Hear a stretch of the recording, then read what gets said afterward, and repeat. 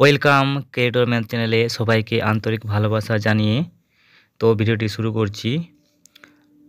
আশা করি PSC clerkship পরীক্ষা সকলের খুব ভালো হয়েছে। এবার পরীক্ষা তো হলো, কিন্তু কবে আমরা ওএমআর বা অ্যান্সার শিট দেখতে পাবো এবং কাট অফ কত যাবে এসব চিন্তা এখন সবার মাথায়।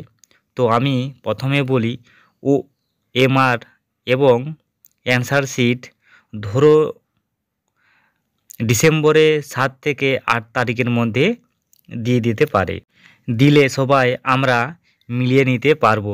এবার আসি কাট অফ নিয়ে।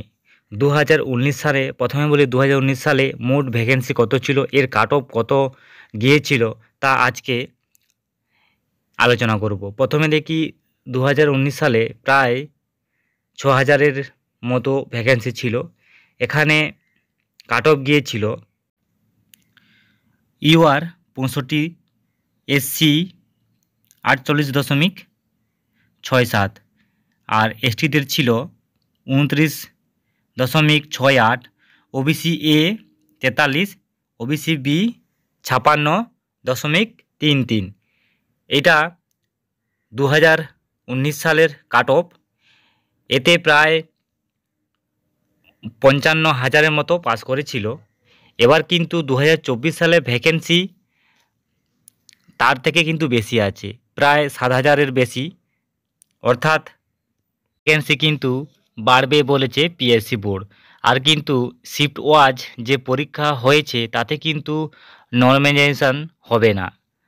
তাই যেভাবে পরীক্ষা দিয়েছো তারা সেইভাবে নাম্বার পাবে, এটা কিন্তু এক পক্ষে ভালো। কারণ 16 নভেম্বর যে ফার্স্ট শিফট এবং সেকেন্ড শিফটের পরীক্ষা হয়েছিল তাতে কিন্তু প্রশ্ন অনেকটাই সোজা হয়েছিল। আর যারা 17 তারিখে পরীক্ষা দিয়েছো তারা কিন্তু অবশ্যই খুব কঠিন প্রশ্ন পেয়েছো। তাই এখানে পিএসসি নর্মালাইজেশন করেনি, এটা কিন্তু ভালোই হয়েছে। আর পিএসসি অফলাইনে পরীক্ষা নিয়েছে, তারা কিভাবে নর্মালাইজেশন করবে তা যাই হোক 2024 সালে এবার দেখে নেই 2024 সালে কাট অফ কেমন যাবে। Safe course 2024 UR 58 ± 2, OBC 54 ± 2, SC 47 ± 2,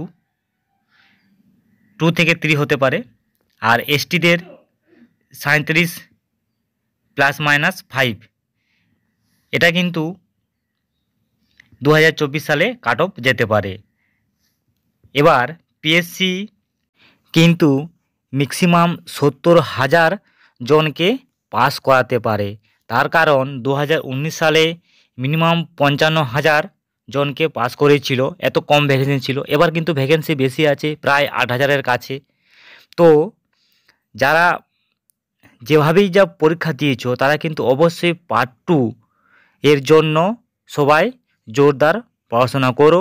cut off কিন্তু কম যেতে পারে, এটা অনুমান করা হয়, কারণ ভ্যাকেন্সি অনেকটাই বেশি আছে, সেই কারণে কাট অফ কম যাবে আশা করা যাচ্ছে।